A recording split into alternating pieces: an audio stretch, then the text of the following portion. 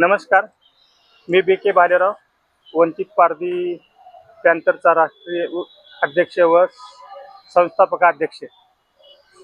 आज आमच्या वंचित पारधी पॅंथरची कार्यकारिणी झाली, बैठक झाली। आज बैठकीमध्ये विशेष म्हणजे राष्ट्रीय अध्यक्ष उत्तमराव खंडागळे, महाराष्ट्र अध्यक्ष शरद सनस पवार, जय आदिवासी, महाराष्ट्राचे सचिव बाबू पवार, महाराष्ट्राचे राष्ट्रीय सचिव संतोष साळवे।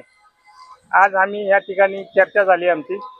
चर्चामध्ये जे पुढील दिशा ठरलेली आहे, नेमकं आपल्याला पारधी समाजावर व आदिवासी समाजावर महाराष्ट्रामध्ये देशामध्ये खूप मोठे अत्याचार अन्याय चाललेले आहेत। त्यांचा हक्क त्यांना मिळत नाही, त्यांचे घरकुलं मिळत नाहीत, बेरोजगार आहेत तरुण मुलं, त्यांना निधी मिळत नाही व्यवसायासाठी।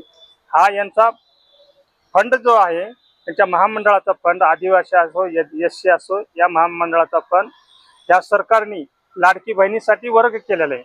त्यामुळे ह्या तरुणावर उपासमारीची वेळ आलेली आहे। त्यांना शासन नोकरी देत नाही, बँक कर्जासाठी आता धंदा करायचं म्हणलं तर लोन काढावं लागतं, लोन काढण्यासाठी बँकेत गेलं तर बँक त्यांना उभा करत नाही।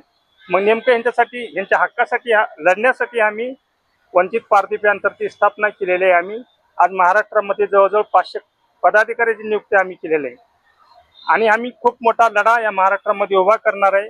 अगर आमच्या जो मागण्या आहेत, ज्या आदिवासीवर जे अन्याय होतात ते अन्याय थांबले पाहिजे, या बेरोजगारांना कर्ज मिळालं पाहिजे, यांना विशेष फंडाची तरतूद सरकारने केली पाहिजे आणि विशेष करून महिलांवर अत्याचार अन्याय वाढलेले आहेत, त्यांना घरकुलं नाहीत, घरासाठी लढतात। अगर ह्या लोकांना सरकारने न्याय दिला नाही तर आम्ही या महाराष्ट्राच्या मंत्रिमंडळाला रस्त्यावर फिरू देणार नाही। आम्ही राष्ट्रीय अध्यक्ष ह्या नात्याने त्यांना मी आज ह्या ठिकाणी आवाहन करतो। आणि तसेच वंचित पारधी पॅंथरचे राष्ट्रीय अध्यक्ष उत्तमराव खंडागळे हे थोडक्यात आपले विचार मांडतील। क्रांतिकारी जय भीम। जय भीम। वंचित पारधी पॅंथरचा विजय असो तर वंचित पारधी पॅंथर या संघटनेचा मी राष्ट्रीय अध्यक्ष या नात्यानं पारधी समाजाला आणि महाराष्ट्र शासनाला एक संदेश देऊ इच्छितो।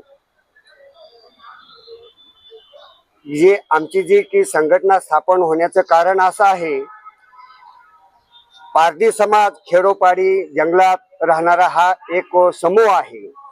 या आपला भारत देश स्वतंत्र होऊन 75 वर्ष झालेले आहेत, तरी पारधी समाज हा खेड्यातून आणि डोंगरातून बाहेर आलेला नाही आणि तशी महाराष्ट्र शासनाने कसल्याही प्रकारची दखल घेतलेली नाही।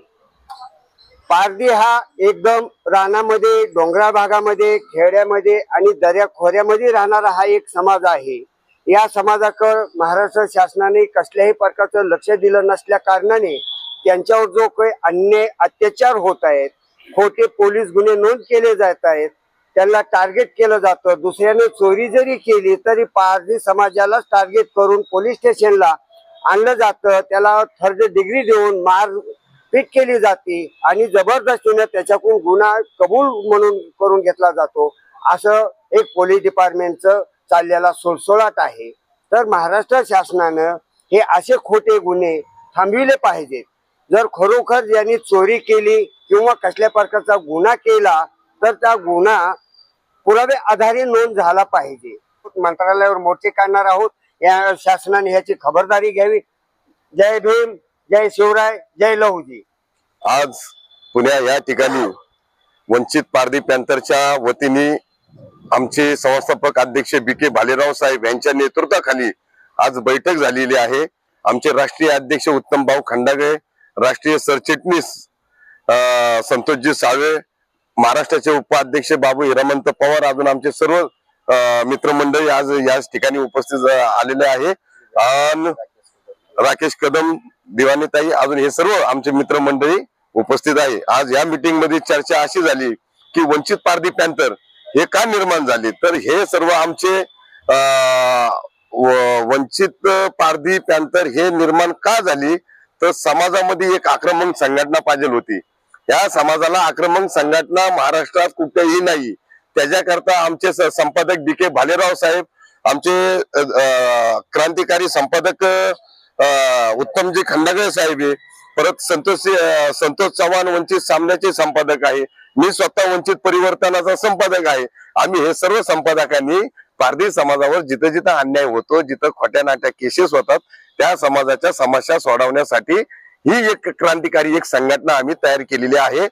बी.के. भालेराव साहेबांच्या नेतृत्वाखाली वंचित पारधी पॅंथर ह्या नावाची संघटना महाराष्ट्रामध्ये क्रांतिकारी संघटना निर्माण जन्माला आलेली आहे ह्याच महिन्यामध्ये. आणि त्याच्यानंतर त्या समाजावर कुठेही काही अन्याय अत्याचार होत असेल तिथं तिथं आम्ही वाचा फोडण्याचा प्रयत्न आमच्या सर्व संघटनेच्या कार्यकर्त्याच्या वतीने आता महाराष्ट्रभर राज्यभर आमचं संघटनेची बांधणी चालू आहे.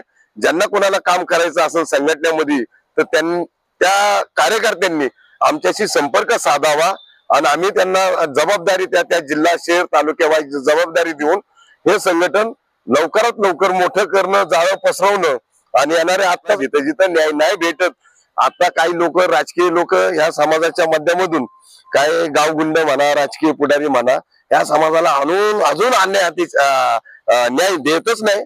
नाही न्याय दिल्यामुळं आम्हाला हे सर्व आक्रमक भूमिका घ्यावा लागली आणि वंचित पारधी पॅंथर हे नावाला आता आम्ही नाव स्थापना केली. अजून ह्याच्या माध्यमातून महाराष्ट्रभर आम्ही हे कामकाज चालू ठेवणार आहोत. आणि ज्यांना कोणी ह्या क्रांतिकारी संघटनेमध्ये काम करायचं असेल त्यांनी आमच्याशी संपर्क साधावा. इथंच थांबतो. जय भीम, जय आदिवासी, जय परिवर्तन.